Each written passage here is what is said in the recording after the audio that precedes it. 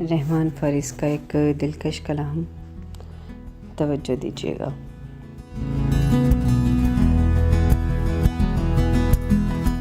पहुँच से दूर चमकता सराब यानी तू, मुझे दिखाया गया एक ख्वाब यानी तू।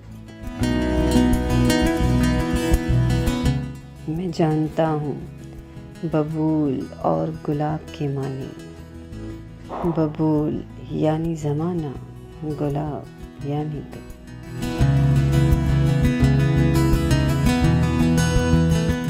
जमालियात को पढ़ने का शौक़ था सो मुझे अता हुआ है मुकम्मल निसाब यानी तू।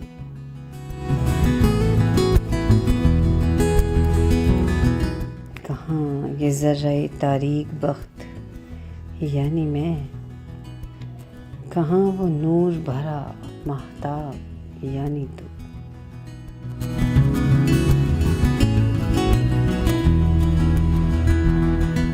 बदल गई है बहुत ममलिकत मेरे दिल की, क्या गया है यहाँ इनकलाब यानी तू।